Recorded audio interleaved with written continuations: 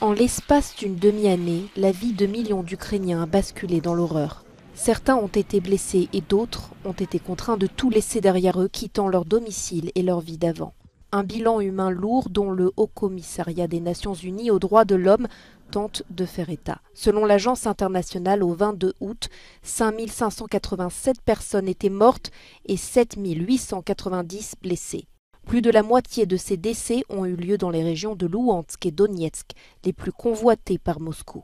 Toujours selon l'ONU, plus de 6 800 000 personnes ont fui vers l'Europe et un peu plus de la moitié sont parvenues à obtenir un visa d'urgence. En conséquence, de nombreuses organisations humanitaires se sont mobilisées pour leur venir en aide, y compris la Croix-Rouge qui s'inquiète de la possible aggravation de la situation pendant l'hiver et de ses répercussions toujours plus importantes à l'échelle mondiale. Les besoins humanitaires sont énormes parce qu'ils concernent à la fois la nourriture, le carburant et l'accès à un hébergement décent pour les personnes qui sont en train de se déplacer. Et cela vaut aussi bien pour l'Ukraine que pour les pays voisins.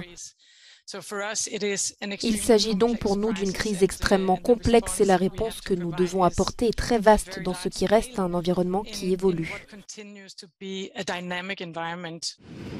Suite à la décision russe de concentrer ses opérations sur l'est de l'Ukraine, environ 4,5 millions d'Ukrainiens sont rentrés chez eux. Un calme relatif est revenu autour de Kiev, mais les conséquences du conflit pèsent encore, avec notamment un manque de logement, de travail et de matières premières.